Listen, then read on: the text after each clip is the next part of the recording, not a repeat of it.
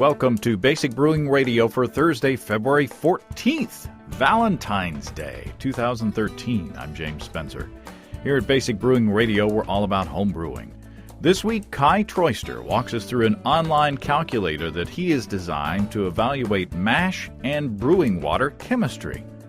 If you're new to home brewing and would like to get into the hobby for the first time, check out our website, basicbrewing.com, where you can find archives of our audio and video podcasts and our DVDs to walk you through basic and more advanced brewing techniques. You can follow me on Twitter. My username is Basic Brewing, all one word. On Facebook, I am at facebook.com/basicbrewing.james. We have a Basic Brewing Radio and Basic Brewing Video page on Facebook as well at facebook.com/basicbrewing. Thanks again to everybody clicking on the Amazon.com associate link on our basicbrewing.com site. Here's how that works. Whenever you think of Amazon shopping, don't go to Amazon directly. Go to our website, basicbrewing.com. You'll find an ad on the right-hand side of the page there. Click on that. Then that will take you to Amazon.com, and we will get a little commission from anything that you purchase on the site during that session. And a bunch of people do that, and I just am amazed every week when I look through there to find the featured products that I mentioned at the end of the show.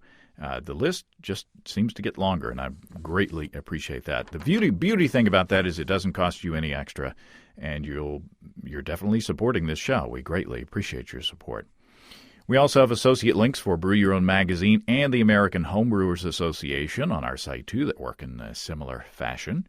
You can find our Basic Brewing iPhone app on iTunes and our Android app on Amazon.com. We're on the BlackBerry Podcast Directory, and we're on the Stitcher app as well.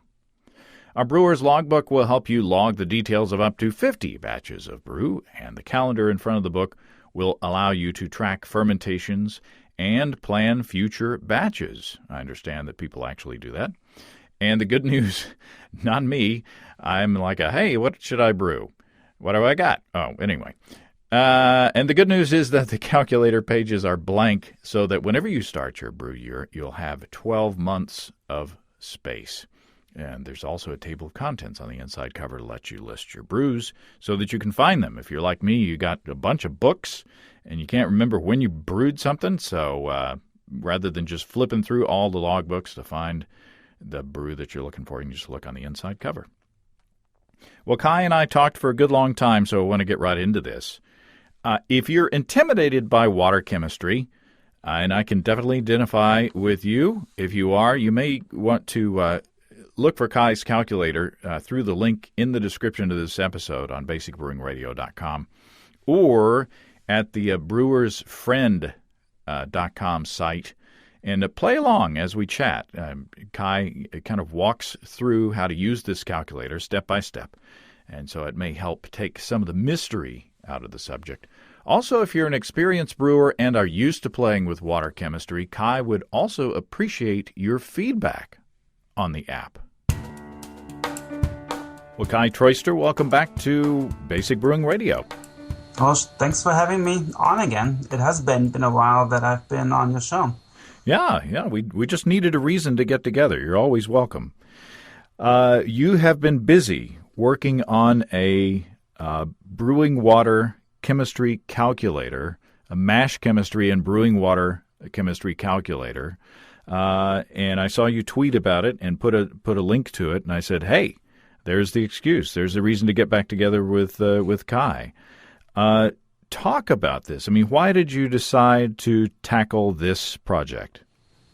Well, I mean, I've tackled this project before. I've written a spreadsheet for brewing water adjustment and mash pH prediction, but I felt that just using a spreadsheet has become a bit awkward because but the web technology just allows us to do so many more things online, and it's really not necessary to have all these brewing water calculations done by spreadsheets anymore. And one of the reasons why a lot of the brewing water calculations are done by spreadsheets is because it's a bit easier to implement. But I thought, hey, if I just pick up whatever programming language I need to learn, I can put all that as I can release all that as a web application, and it would be much easier to use it simply because you don't have to download an additional spreadsheet. And the other thing is that web technology makes it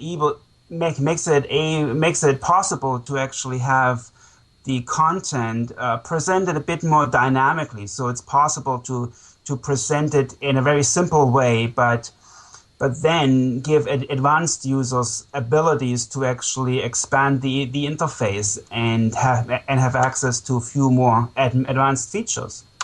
And so that's why I decided to dive in to actually write a new brewing water calculator.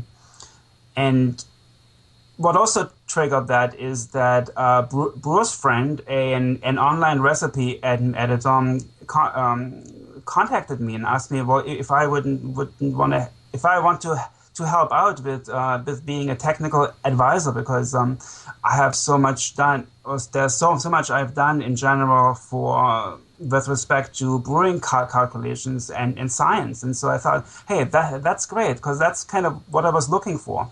Some place where all these tools can be together, and you don't have to open up a separate spreadsheet to do your water and pH calculations and then transfer that into your recipe editing tool. And so I feel it's nicely now coming together at the Brewer's Friend website. So that is brewersfriend.com. Yes. And that is a free site? The site is subscription based.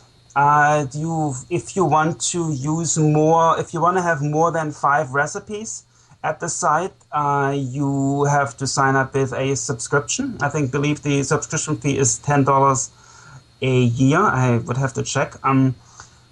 But using the tools like this water calculator, if you want to use it standalone or with these 5 recipes that come with a free trial, you can do that for free. Well, that's good, and even if it's $10 a year, that's a bargain.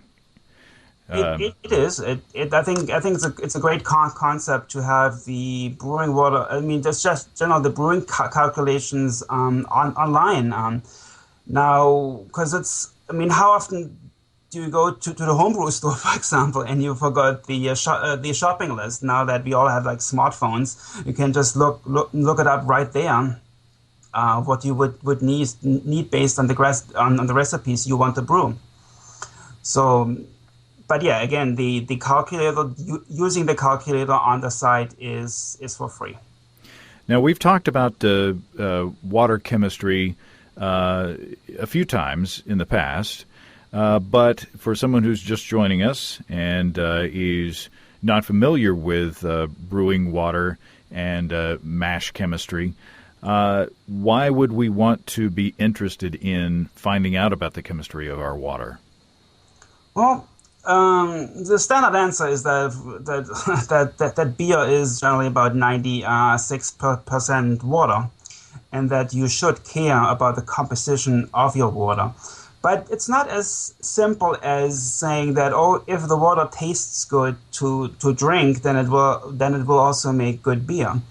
The composition of the water has can have a great influence on the chemistry balance that happens in the mash, and that chemistry balance generally represented as like the pH of the mash.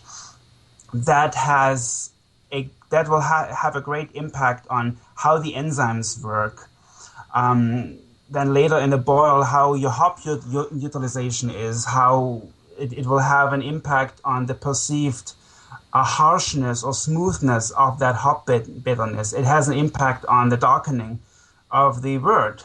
So that is one aspect of brewing water treatment, that you adjust your water and possible acid additions and salt additions such that when you put that together with the grain bill that you're envisioning, that your mash pH is in an acceptable range, and that from there on you're already at a better start than you may have been before. Another aspect of of brewing water treatment is to adjust the ion levels in the water, because some of these ions can help accentuate tastes. For example, sulfate is known to accentuate hop bitterness. So many brewers look at increasing the sulfate content in their beer to accentuate hop bitterness. Or if you look for brewing a very soft beer like a Pilsner, you want to make sure that your brewing water is generally low on minerals. So there is a lot that brewers put into they kind of like target water profiles. So suggested water profiles for certain styles. Some of them are based on historic water profiles from the cities where these beers were brewed in, original. But many other water profiles are just water profiles that brewers kind of came up with, and and felt that they really make, for example, a better pale ale, or this profile makes a better stout. And the idea of brewing water treatment is to emulate that water profile, or to actually capture the intent of this water profile by having certain mineral levels. So you can essentially, we can get grain from all over the world, and we can get hops from all over the world, and we can get yeast from all over the world. And if we know about water chemistry, if we can figure out the chemicals in the water, we can change our water so that it mimics water from all over the world as well. Yes, that's correct. So where do we start? How do we figure out what's in our water to begin with? Well, that is a very good question. So all water treatment should start with figuring out what's in the water that you want to start with, the source water. So first off, you may be interested in, well, is the water coming out of my tap suitable for brewing? And if you are a municipal water supply, so you just may want to go to your town's page and learn about where your water is coming from, and see if they actually have a water report posted. Now, by law, the towns have to post a drinking water quality report.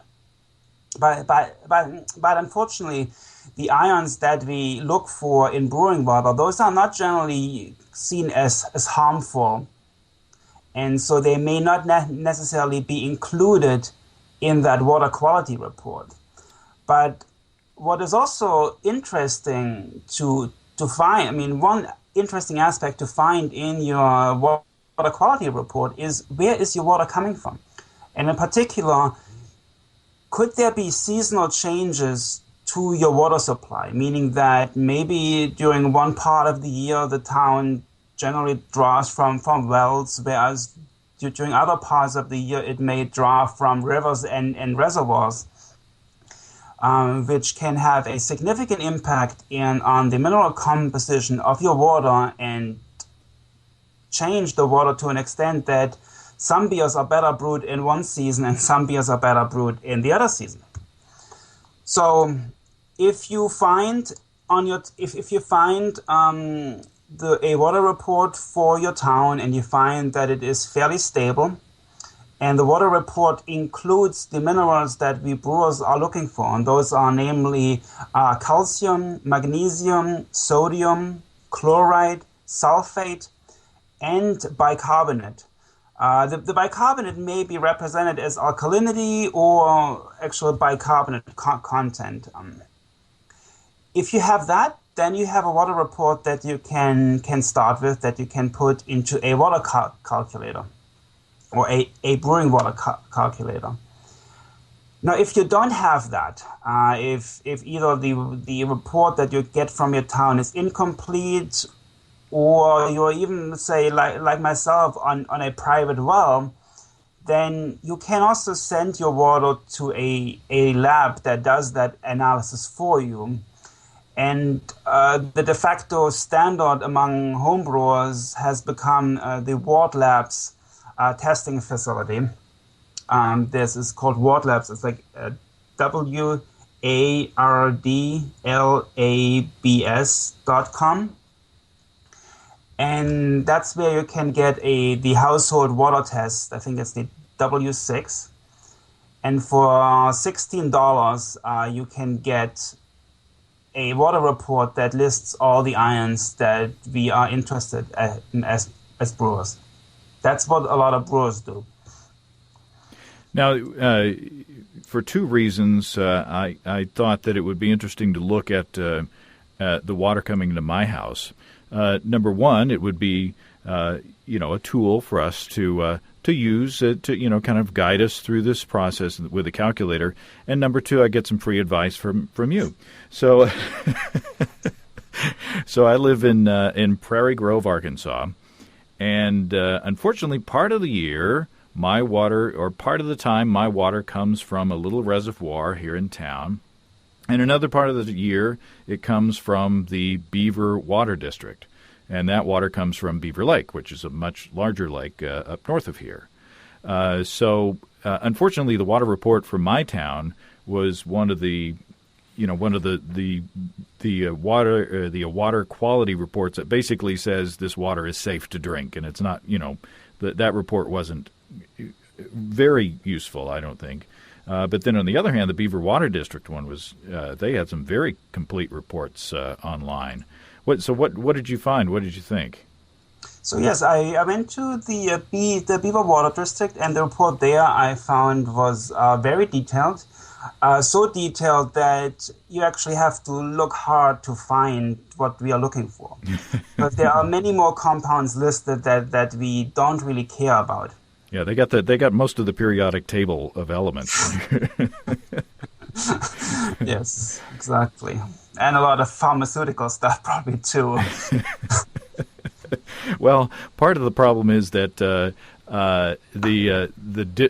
treated sewage from Fayetteville goes into the Beaver Water, into the lake, Beaver Lake, as well as the drinking water comes out of. So they're all about recycling in Fayetteville. Okay, well, I won't have your beer again.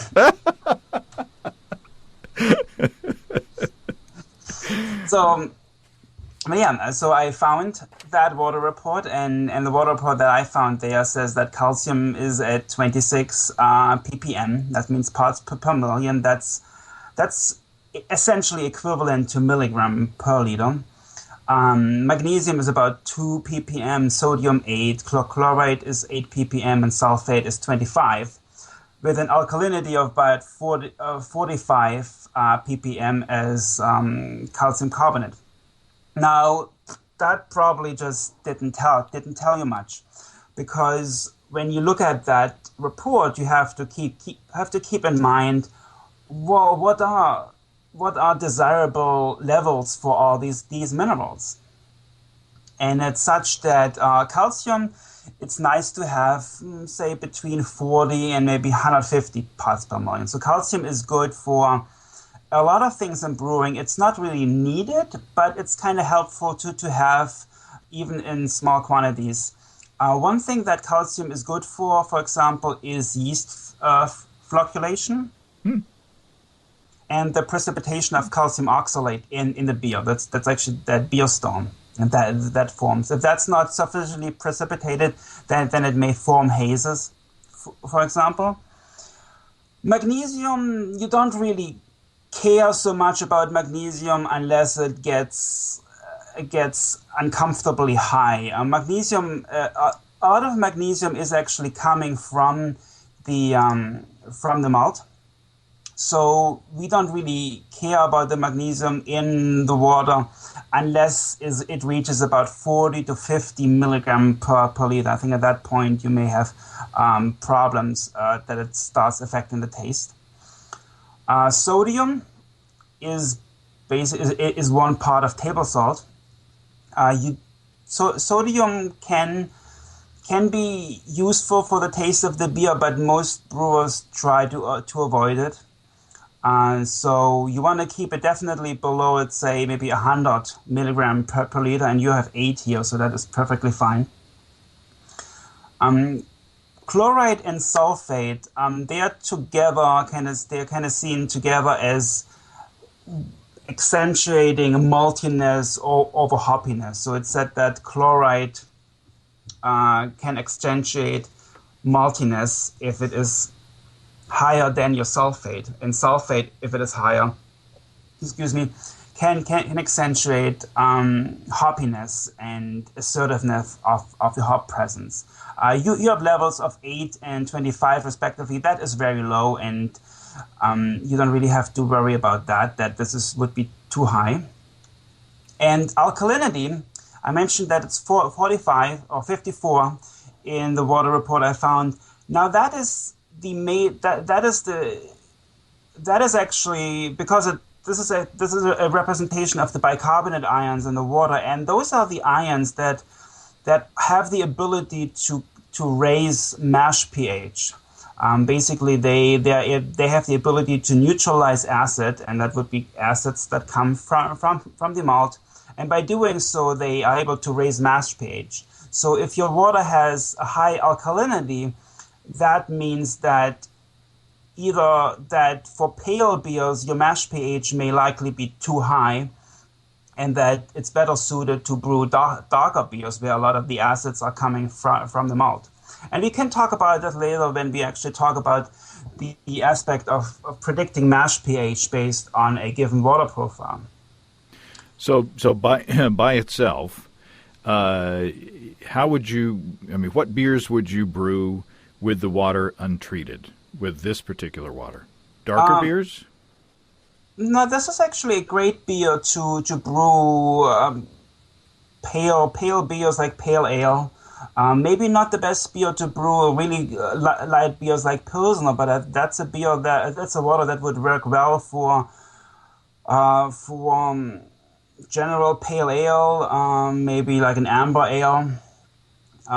So it may be a bit too low on bicarbonates to actually brew a really heavy stout or such, but your water is a great start for water treatment because all the ion levels are generally low, and that means we basically just have to add something to it. In water treatments, it's always easier to add something to the water than actually remove something. And I guess we should say that if you do end up with water that does have levels of certain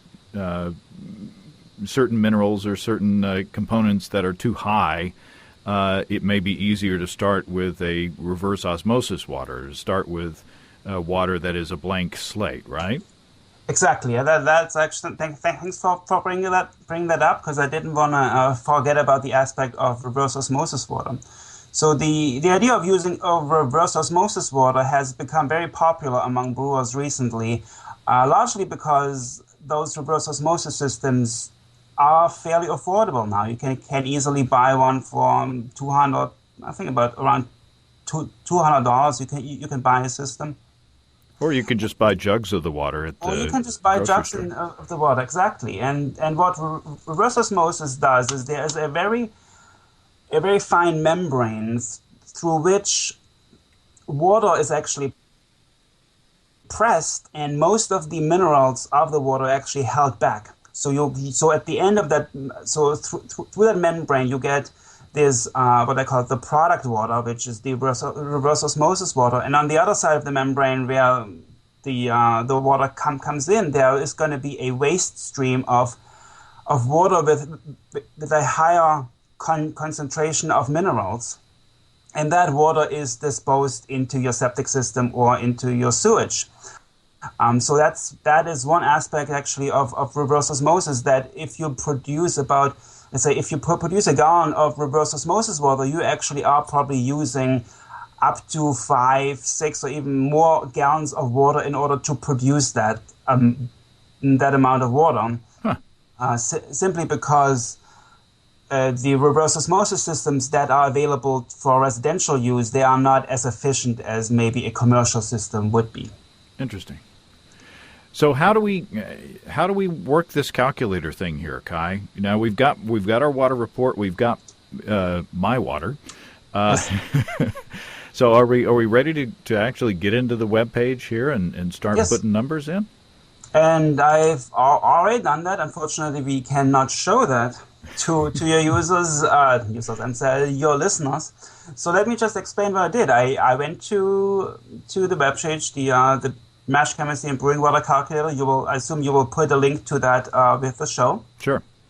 And the first field asks you, well, what are the water volumes that you want to treat? And you put in the total water volume, the mash water, and the sparge water.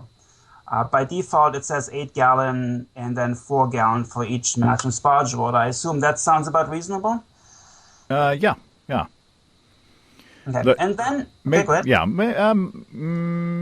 Well, I guess it depends on how much grain you've got in the mash tun, how much may be absorbed, and it also might, if you've got a false bottom, you might lose a bit more water. But yeah.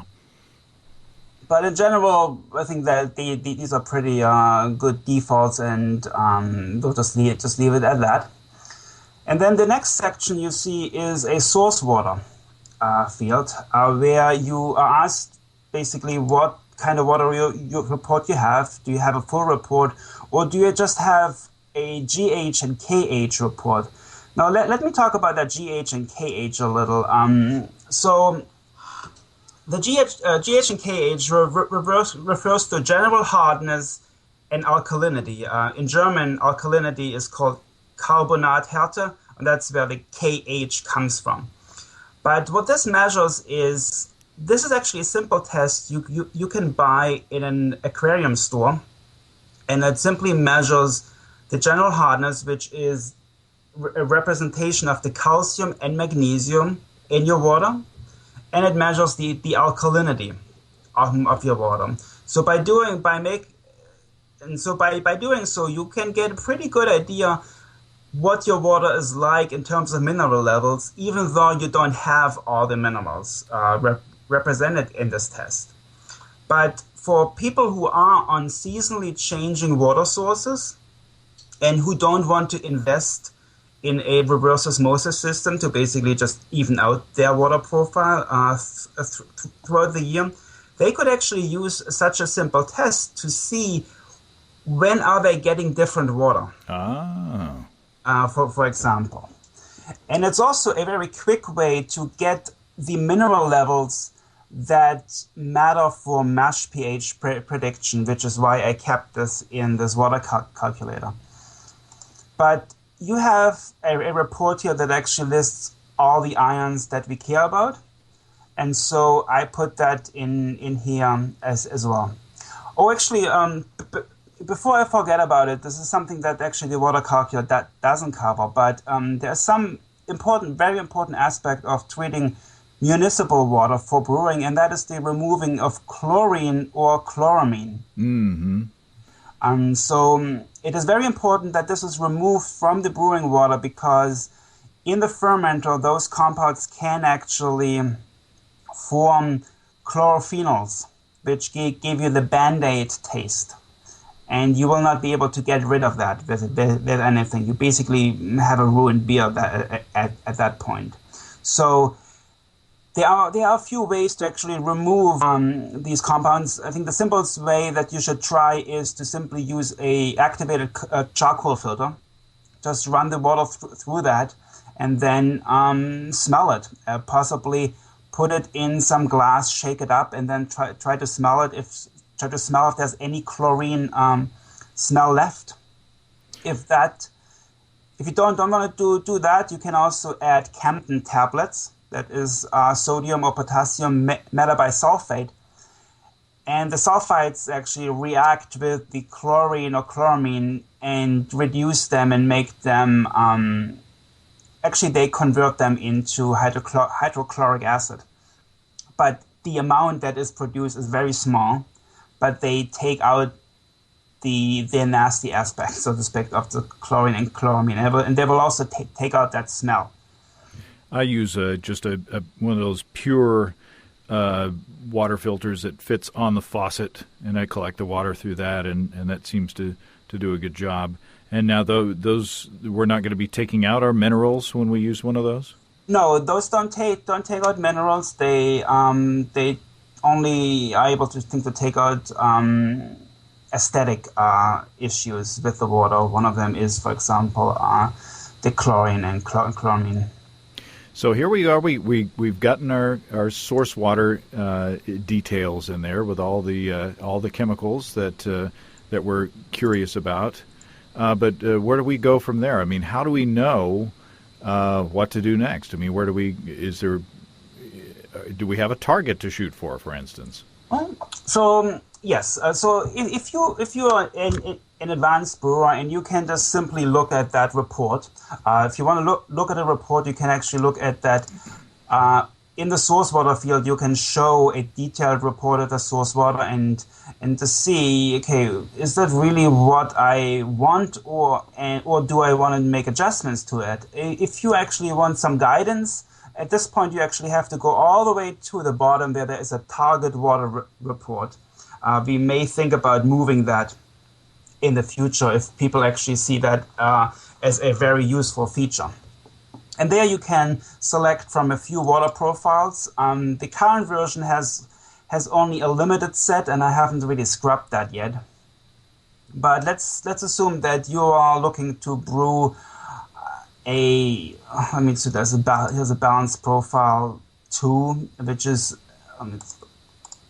like a balanced profile. They have a balanced profile in there which shows calcium at 75 milligram per liter, magnesium at 5, sodium at 40, sulfate at 80, and chloride at 75. This is a good profile to just generally brew pale ales. And if you then update the calculations, you find that calcium is low and your sodium, your sulfate and chloride are low. Your sodium is low too, but sodium doesn't really matter all that much. So what we have to do now is we have to add some ions. And the best way to add these ions is through salts. And so those salt additions are put into the sections for salt. There is a section for salt additions, and there you find various brewing salts that you can add. Now the thing is with salts is that you always have to add an cation and an anion. So you have to add the positive thing, and you have to add a positive ion and a negative ion. So I mean, you cannot just add calcium without adding sulfate, chloride, or bicarbonate, for example. That's something some brewers find a bit annoying, but that's how Mother Nature also builds the water. It dissolves these minerals, actually. So unfortunately, in the current version, it is a bit of a trial and error. There is currently no feedback that where you can say, okay, I want to have this profile, give me the salt additions. We are working on that, but I think it's also kind of useful exercise to just see, well, how much do we need in terms of salts to add to get to a certain profile. And it's a live thing, so you can add. You can select either grams or milligrams per liter. It looks like you can put in a number, try it, hit update calculations, go and see how that how that changes your target down at the bottom. So you can kind of by trial and error with the calculator figure out how much to add. Yes, exactly. So I have been doing that now. So I put in some. For right now, I put in 6 grams of gypsum, which brings the calcium to about 72, which is close enough. And now I'm still missing some sulfate and some chloride. So maybe if I want to focus on the chloride, I can just add some more table salt, and then see how I get to that chloride level, and with a sodium level that is still acceptable. And I'm about 50. That is fine. Now I'm still missing some sulfate here, so I could add some magnesium sulfate, but I don't want to do that right now, simply because I don't think that needs it needs that it needs the added magnesium, and I still have to check whether or not these old profiles that we have in there, if they are actually physically possible. I mean, if they're actually electrically balanced. Okay, sorry, my dog is up here. Chris Colby has his cats, and you have a dog. So yes, if people want, there are some things we still have to improve. Myself as like somebody who is really who does this a lot, who actually works with water and analyzes a lot, doesn't really look for the target water report, so I kind of neglected that a bit. But I think it is a very useful feature, and I think it's also important to have water profiles in that target water report that are realistic, that you can actually hit. Sure. Now, there's one thing. So what we did now, we just added to this water 6 grams of gypsum and 3 grams of table salt. What we didn't care about right now in this adjustment is the bicarbonate content or the alkalinity of the resulting water, because I want to set this alkalinity based on a mash pH prediction. And in order to predict the mash pH, we need to input what kind of beer we want to brew, or what's the multiple for this beer. So what I do is I go to the grist info section and I open that up, and then I can choose if I want to enter the grist as beer color or as a multiple. So when I click on multiple, and it gives me the option to enter a number of malts here. So let's say we start with just 2 row, and we have 4 gallons of water. I think probably just 10 pounds of 2 row is a reasonable start. Mm-hmm. And that has a color. That is a malt type, a base malt, and it has a color of about 2 Lovibond. Now the type and the color are used in this tool to predict certain certain pH properties of the grain. And that prediction of pH properties is based on the work that I have done over the last few years, where I analyzed many different malts and to find correlations between the color, between what type of malt it is, and to actually come up with a model that is actually fairly good in predicting the mash pH based on the grist composition and the given water profile. So I'm doing that here. So I put 10 pounds of 2 row in there, and let's add maybe some crystal, and maybe just add half a pound of.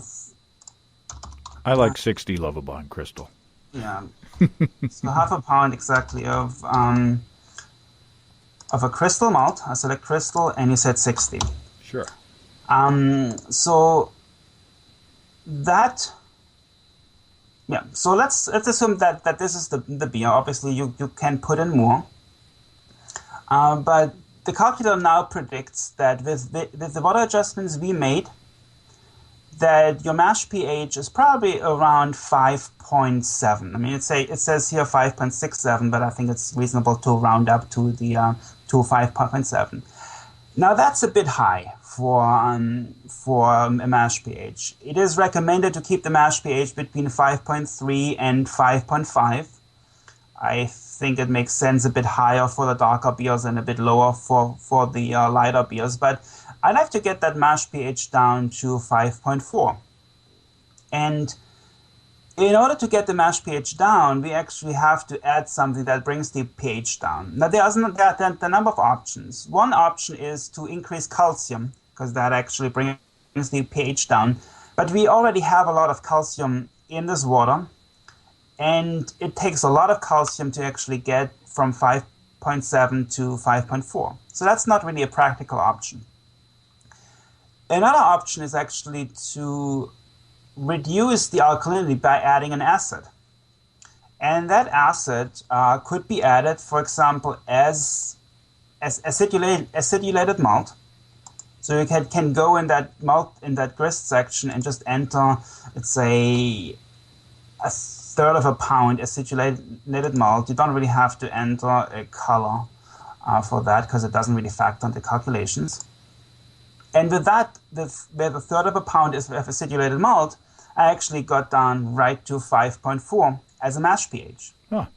It's also possible to just not add acidulated malt, but get that acid from something else. And you can just go to the acid section, where you are able to select the number of acids from the list. And a very popular acid for homebrewers is lactic acid, for example. And by default, that is about 80% strength.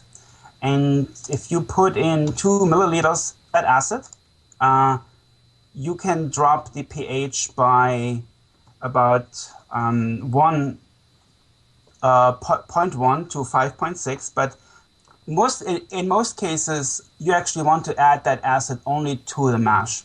So, and right now, these 2 milliliters are actually added to both the mash and the sparge water. So if I just click that button for adding acid to the mash only, the pH drops to 5.5. So I think I have to add 3 milliliters, and then I get to around 5.4. In this case, 5.45. But the idea would be that you add the acid, you take a pH reading, and see if you actually have to change something, or if you want to be very careful, you could add just 1.5 milliliter of the acid, take a pH reading, and then decide if you have to add more or not. And there are cases where this prediction can be wrong. In particular, base malts can have quite a variation of pH for a given color. That is something that is difficult to account for in this color-based prediction scheme, and that will be much easier once we integrated this calculator into the Brewer's Friend recipe calculator, where we can populate the grain library with some actual pH measurements. And so it may become a bit better in handling some of the odd malts out there with respect to their pH. So, as with a lot of things, this will get you in the ballpark of where you need to be, but it's probably a good idea to take measurements in real life to make sure that everything is going as you plan. It makes sense. For example, you should... What in particular makes sense that if you start using a new base malt, let's say you got a new bag of base malt, that maybe that you start paying attention to actual pH measurements of your mash, and you see, do they line up with the predictions of this calculator? If they do, then probably in the future that will still be you will still be about in the ballpark. But if you see a big difference, then there might be something with that malt that the calculator can't really anticipate. And so you may always be off, and you can maybe account for that. So there are other fields or other sections of the calculator that we haven't talked about that people might want to explore as well. Yes. So obviously I said that this calculator is meant to work for beginning for brewers who actually look for a simple tool, but it also is designed to work for brewers who actually want to try more advanced brewing water treatments. For one, it's possible to blend source waters. There is a button in the top section where you can decide to blend waters, and then it opens up a second field for entering a water source. You can even use different waters for mash and sparge. I added that because a lot of times I like to just mash with my tap water and sparge with my reverse osmosis water. The reason for that is that my tap water is actually fairly alkaline. Not alkaline, it's not right. It has a high alkalinity. It's actually water that's very close to Munich water. So it's very good water for brewing darker beers.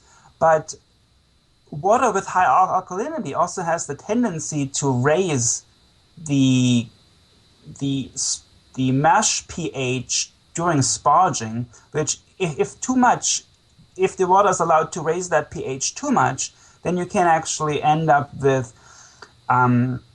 extracting excessive tannins. So that's one reason why a lot of brewers like to sparge with water that has fairly low alkalinity. And that's a segue to actually the section that talks about sparge water acidification. That's a section where you can choose an acid, and you choose an acid, and then based on the water volume that you specified for sparge water and the amount of alkalinity that's in that water, the calculator will calculate how much acid you have to add to lower that water pH to 5.4, which is a pH at which it would not have the ability anymore to really raise your pH during sparging. Huh.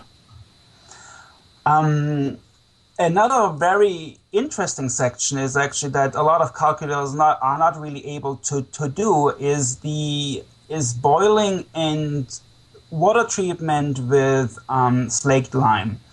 These are techniques that you can use to actually precipitate calcium and alkalinity from the water through, as I said, you either boil the water or you add slaked lime to the water, which then precipitates calcium carbonate, which is basically chalk.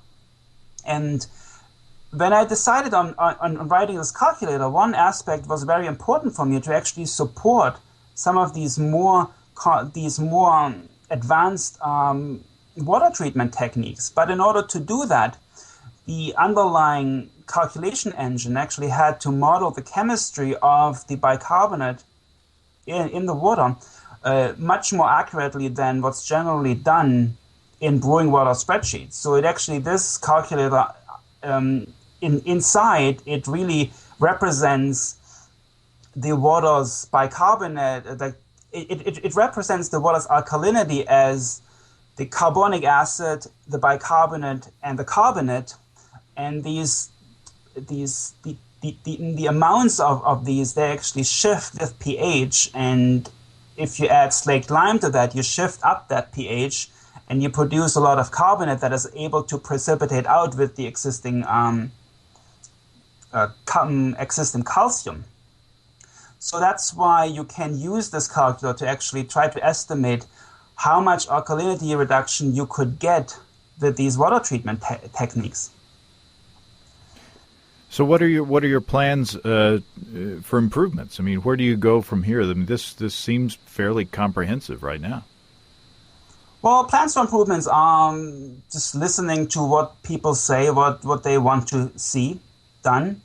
I think one improvement that we're gonna release soon is that there's going to be a little status bar at the bottom of each section that shows you what's your current overall report and the mash pH, so you don't have to scroll as much as you do your trial and error to get to your target water.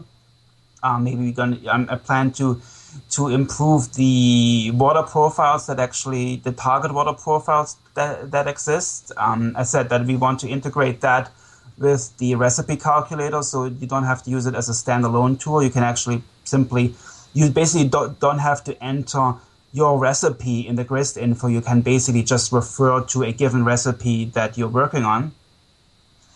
And I want to do tweaks to the mash pH prediction as I get reports of brewers telling me that, that didn't really work for me. I got this really low or this really high pH. Then I'd like to understand maybe why that happened, and maybe there's something I can do to make that more precise. And just today I found out that an acid that is useful to support is actually CRS. It's carbonate carbonate reducing solution, which is it's a mix of hydrochloric and sulfuric acid that's used in the UK a lot, which American homebrewers generally haven't heard of. So that will be easy to support that. And we'll see. what else we can do here. It was very interesting. I think I'm one step closer to understanding water chemistry. Well, see, my thing about water is understanding water chemistry is that people oftentimes get overwhelmed by the science that many of us who are knowledgeable about water just volunteer and give out and go into the details. Oh, this behaves like this when the pH changes and this. But I don't think that everybody really needs to know that much detail. I think what people really need to know is, how does my water profile how is my water profile expected to change when I add certain salts? You don't really have to know how many milligrams per liter calcium is added if you add a gram of gypsum. You just have to know if I add gypsum, I'll probably see my calcium and my sulfate go up. Kind of the same goes with mash pH, that you have an idea of what brings the mash pH up, what brings it down, why is it that maybe you start out with a very high mash pH? That's where you would look at, well, is my water high in alkalinity, and then you look, what could I do about that? So it's all that as opposed to being able to do the calculations yourself. Yeah, and I think that a lot of times brewers may be adding, say, some gypsum to their brewing water, whether they need it or not, and kind of adding it because they've seen it in a recipe, or adding it because a friend across the country does that. He makes good beer.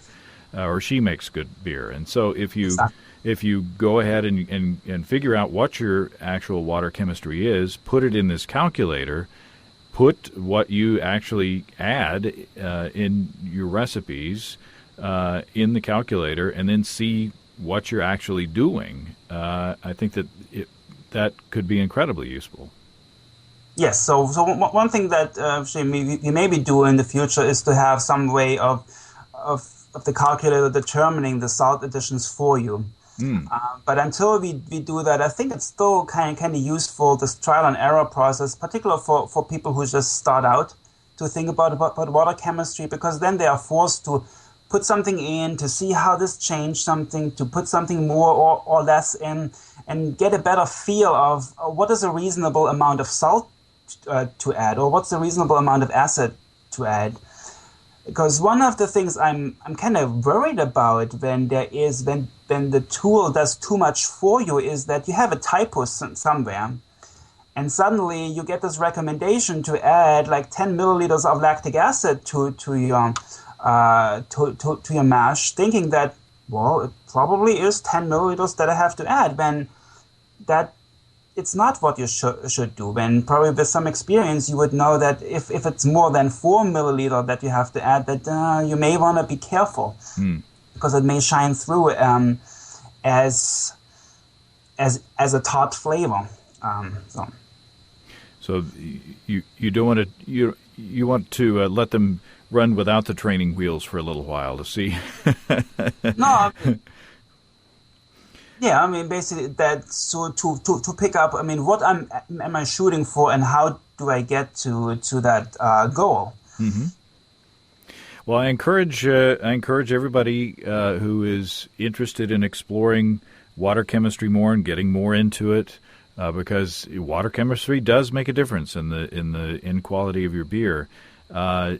If you're listening to this while you're out on the road or while you're jogging or whatever, when you get back home, go to brewersfriend.com, find the water calculator, the chemistry calculator, and play this again and play along with Kai here, and get to know this calculator, because I think that it may help you to understand chemistry a bit better and to make better beers. Yeah, and if people have questions or suggestions, there are many ways to get in touch with you, with me. One way would be through you, or just find me and let me know. Or you could your website. Say your website address. My website is braukaiser.com, and you can email me at kai, Kai, at braukaiser.com. But I'm also present on Homebrew Talk in the Science Forum or in a few other forums. You can find me. You can also email, obviously, Brewer's Friend, and I would get that too. Excellent. Well, it's been good talking to you again, Kai, and let's not have it be so long next time. And we'll see you in Philadelphia. Yes, I will be talking in Philadelphia. I'll be talking at the conference in Philadelphia. I'm excited about that. Yeah, me too. Thanks, Kai. Thank you. Well, thanks again to Kai. Once again, you can find a link to Kai's calculator in the description of this episode on basicbrewingradio.com or at the brewersfriend.com site. I appreciate Kai's taking a look at my particular water chemistry. One of the advantages of having your own podcast, I guess, is you get advice from those who know what they're talking about. Do something nice for your significant other this Valentine's Day. I know it's a made-up holiday, but, why not? just say something nice. That's all you got to do. In the meantime, I don't know. If you have brewing questions, show suggestions, or just want to say howdy, write to James at basicbrewing.com or just fill out the contact form on basicbrewing.com. And please don't forget to tell us where you're from. Be sure to check out our DVDs, Extract Brewing and Partial Mashing, Stepping into All Grain, Low-Tech Lagering and Decoction Mashing, and Introduction to Wine Kits. You can find them all on our website.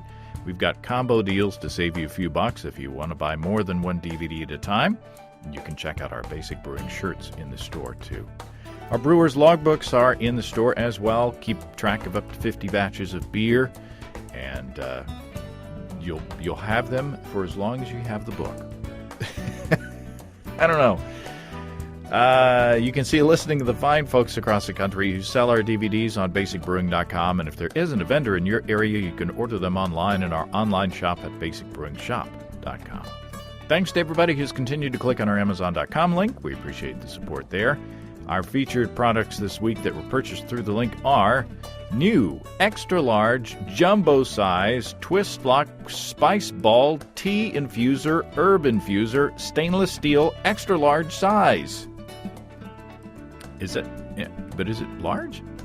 And Monster Mill hopper for MM3, along with other various parts for the Monster Mill.